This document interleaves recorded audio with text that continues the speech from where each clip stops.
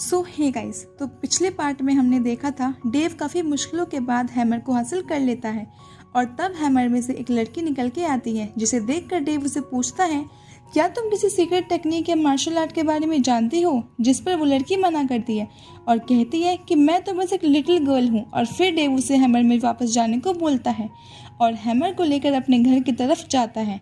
अब आगे इस पार्ट के शुरू में डेव अपने घर आता है, तभी उसकी मदर उसे देखकर बहुत खुश हो जाती है और उसको गले से लगा लेती है और फिर डेव से कहती है कि तुम जिस काम के लिए गए थे फाइनली वो पूरा हो गया और अब बहुत ताकतवर बन गए हो, इसीलिए अब तुम्हें सब बताने का समय आ गया है। फिर वो डेव से कहने लगती है कि मैं तुम्हारी रियल मदर नहीं हूँ और जिसने तुम्हें जन्म दिया वो लेडी कोई और है। तभी डेव कहता है, मदर आप ये क्या कह रही हैं?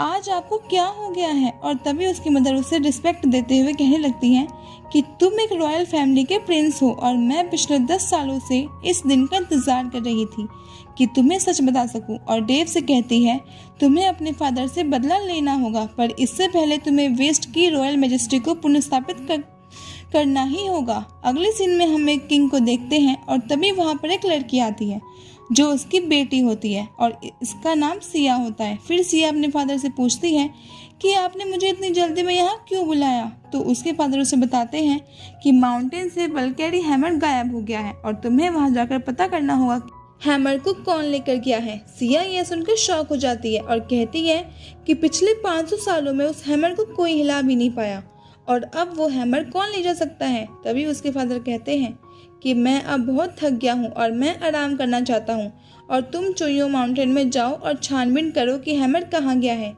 ये सुनकर सिया वहाँ से जाने लगती है और तभी उसके पास एक आदमी आता है और पूछने लगता है कि किंग ने आपको इतनी जल्दी में क्यों बुलाया था। सिया उसे बताती है कि चोइन माउंटेन में से हैमर कोई ले गया है। ये सुनकर वो आदमी भी शॉक्ड हो जाता है और कहता है, इतने सालों में हैमर को कोई हिला भी नहीं पाया, अब कौन आ गया है जो हैमर को अपने साथ ले गया? और कहता है, उस हैमर के जाने के बाद हम मुसीबत में आ सकते हैं। अब सिया कहती है कि मुझे वो हैमर किसी भी हालत में ढूंढना होगा। अब थोड़ी देर में सिया एक जगह जाती है और वहाँ पर एक आदमी को बुलाती है और उसे कहती है कि चोयो माउंटेन से हैमर गायब हो गया है और तुम्हें वहाँ जाकर पता करना होगा कि वो हैमर कहाँ गया है। तभी वो आदमी वहाँ से हैमर के बारे में पता करने के लिए रवाना हो जाता है। और फिर अगले सीन में हम डेव और उसकी मदर को देखते हैं। वो डेव को बताती है कि शेनवू की बैटल में पेंगलोई ने अपने अंकल को थ्रोन में बैठने में मदद करी और इसके बाद जेंग्यू किंगडम और 12 स्टेट में उनका सम्मान किया जाने लगा। फिर डेव अपनी मदर से कहता है कि आप मुझे ये स्टोरी बचपन से सुनाती आ रही हैं। उसकी मदर कहती है, मैंने तुम्हें सारी बातें नहीं बताई और जब मैं जो तुम्हें बताने जा रही हूँ तुम्हें उसे गौर से सुनना होगा। जब वॉर शुरू होने वाली थी तब क्वीन ने ड्रैगन सन को जन्म दिया और उसके बाद वो मर गई और वो ड्रैगन सन तुम हो और तुम सभी ने तुम शैतान का पुत्र समझा और तुम्हारे पिता ने तुम्हें एक्सपर्ट नहीं किया और तुम्हें एक मामूली इंसान को सौंप दिया गया, पर तुम एक मामूली इंसान नहीं हो।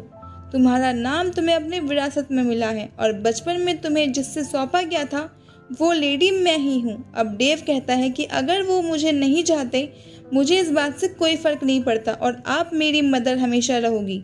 उसकी मदर डेव को और भी बताती है कि जब वॉर खत्म हुई थी मैं तुम्हें तुम्हारे फादर के पास ले गई, पर उन्होंने मुझे सिल्वर और गोल्ड दिया और मुझे वहाँ से कहीं दूर जाने को बोला और इसके बाद मैं तुम्हें चोयो माउंटेन में लेकर आ गई और पिछले 10 सालों से मैं इस दिन का इंतजार कर रही थी कि कब तुम अपनी कल्टीवेशन पूरी करोगे और गॉड हैमर को लेकर आओगे और अब तुमने इतने ताकतवर बन गए हो कि अपने फादर और उन सभी से बदला ले सको जिन्होंने तुम्हारे साथ गलत किया।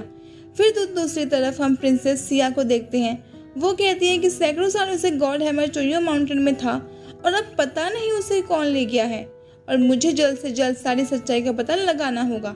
और इसी के साथ ये पार्ट एंड हो जाता है।